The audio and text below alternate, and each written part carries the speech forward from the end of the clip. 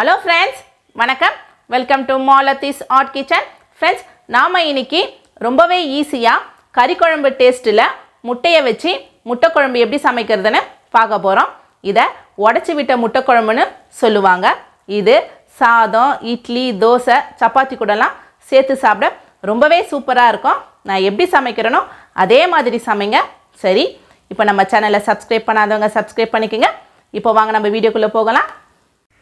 சரி வாங்க, அது தேவையான பொருட்களை பார்த்துப்போம். நான் 5 முட்டை எடுத்து வச்சுருக்கேன். 4 மீடியம் சைஸ் வெங்காயம், 4 பெரிய தக்காளி, 2 பச்சை மிளகாய், 10 பல்லு பூண்டை தட்டி எடுத்து வச்சுருக்கேன். இப்போ மசாலா பொருளை பார்த்துப்போம். 2 துண்டு பட்டை, 3 லவங்கம், 2 ஏலக்காய், 1 table spoon chilli powder, 2 table spoon மல்லித்தூள், 1/2 டேபிள் ஸ்பூன் மஞ்சள் தூள், 1 டேபிள் ஸ்பூன் இஞ்சி பூண்டு பேஸ்ட்டு, தேவைக்கேற்ப உப்பு. இப்போ வாங்க நம்ம சமைக்க ஆரம்பிச்சிடலாம். இப்போ நம்ம வெங்காய தக்காளியை கட் பண்ணி எடுத்துக்கலாம். ஃபஸ்ட்டு வெங்காயத்தை கட் பண்ணி எடுத்துக்கலாம். இந்த முட்டை குழம்புக்கு வெங்காயத்தை நல்லா பொடிசாக கட் பண்ணி போடுங்க. அப்போ தான் சீக்கிரம் வதங்கி வரும். இந்த முட்டை குழம்புக்கான டேஸ்ட்டும் நல்லா கிடைக்கும். நல்லா பொடிசாக கட் பண்ணி எடுத்துப்போம்.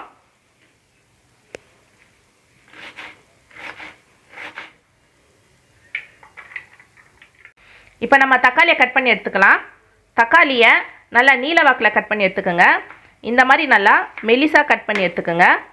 இந்த மாதிரி நல்லா மெலிசாக போட்டுக்கோங்க. அப்போ தான் நீங்கள் சமைக்கும் போது தக்காளி சீக்கிரமாக கரைஞ்சி வரும். வெங்காய தக்காளி கட் பண்ணியாச்சு. இப்போ நம்ம சமைக்க ஆரம்பிச்சிடலாம். ஸ்டவ் பற்ற வச்சாச்சு, பாத்திரம் வச்சாச்சு. பாத்திரம் சூடாகட்டும். பாத்திரம் சூடாயிடுச்சு. ஒரு 6 டேபிள் ஸ்பூன் எண்ணெய் சேர்த்துக்குங்க. எண்ணெய் சூடாகட்டும். எண்ணெய் சூடாயிடுச்சு. இப்போ நம்ம மசாலா பொருள் சேர்த்துப்போம். லவங்கம், ஏலக்காய், பட்டை. மசாலா பொருள்லாம் நல்லா பொரிஞ்சு வரட்டும். மசாலா பொருள் நல்லா பொரிஞ்சு வந்தாச்சு. இப்போ நம்ம வெங்காயத்தை சேர்த்துப்போம்.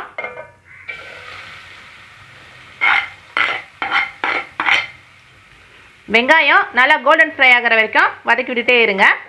கேஸை சிம்மில் வச்சுட்டே வதக்குங்க, இல்லைன்னா வெங்காயம்லாம் கருகிடும்.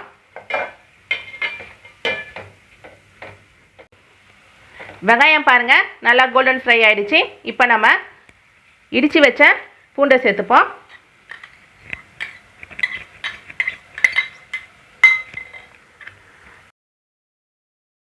கொஞ்சம் லைட்டாக வதக்கி விட்டுக்குங்க. சும்மா 1 நிமிஷம் வதக்கி விட்டால் போதும். வதக்கியாச்சு. இப்போ நம்ம இஞ்சி பூண்டு பேஸ்ட்டு சேர்த்துப்போம். இஞ்சி பூண்டு பேஸ்ட்டு நல்லா பச்சை வாடை போகிற வரைக்கும் வதக்கிக்கிட்டே இருங்க. கேஸை சிம்மில் வச்சுட்டே வதக்குங்க, இல்லைனா பேஸ்ட் அடி பிடிச்சிடும்.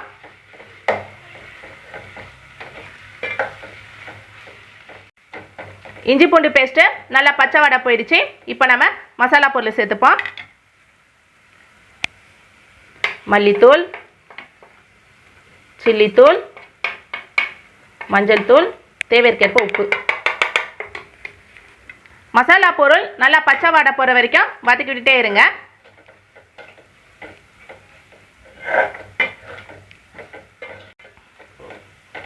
மசாலா பொருள் நல்லா பச்சை வாடை போயிடுச்சு.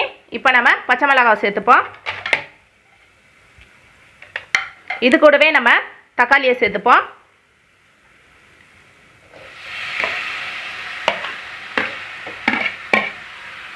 தக்காளி நல்லா கரைஞ்சி வர வரைக்கும் வதக்கி விட்டுட்டே இருங்க.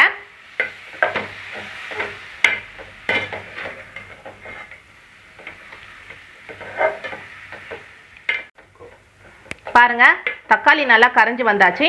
இப்போ நம்ம குழம்புக்கு தேவையான அளவு தண்ணி சேர்த்துப்போம்.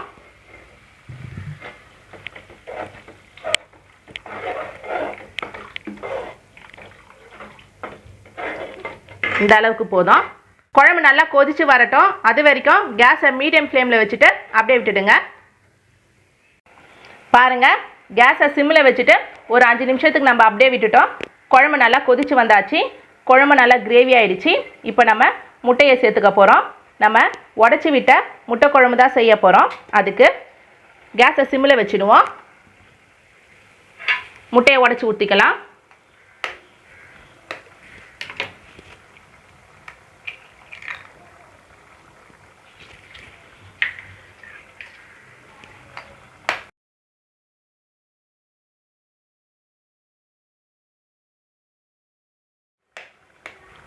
முட்டையை தனித்தனியாக ஊற்றிக்குங்க, ஒன்றுக்கு மேலே ஒன்று ஊற்றாதீங்க. அப்போ தான் முட்டை நல்லா முழுசாக வெந்து வரும்.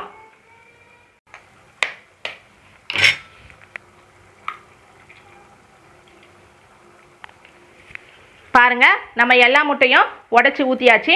கேஸை சிம்மில் வச்சுட்டு ஒரு 5 நிமிஷத்துக்கு மூடியை போட்டு மூடிடுவோம். 5 நிமிஷம் ஆயிடுச்சு. குழம்பு இன்னும் ரெடி ஆகலை. இப்போ நம்ம ஒவ்வொரு முட்டையாக திருப்பிட்டுக்க போகிறோம். ஏன்னா அடியில் இருக்கிற முட்டை நல்லா வெந்துட்டுருக்கோம், மேலே இருக்கிற முட்டை வேகலை.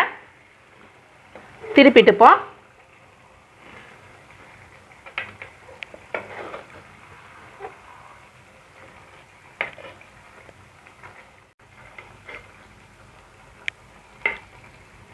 முட்டையெல்லாம் நல்லா திருப்பி போட்டாச்சு.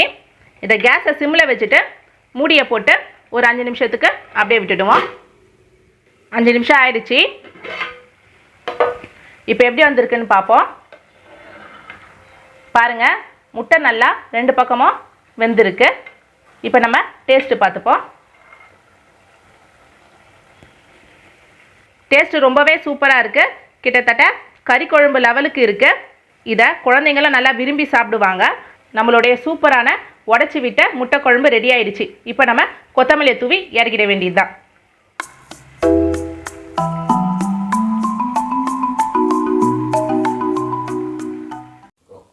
ஃப்ரெண்ட்ஸ், நாம் இன்றைக்கி சமைச்ச உடச்சி விட்ட முட்டை குழம்பு ரொம்பவே நல்லா வந்தது.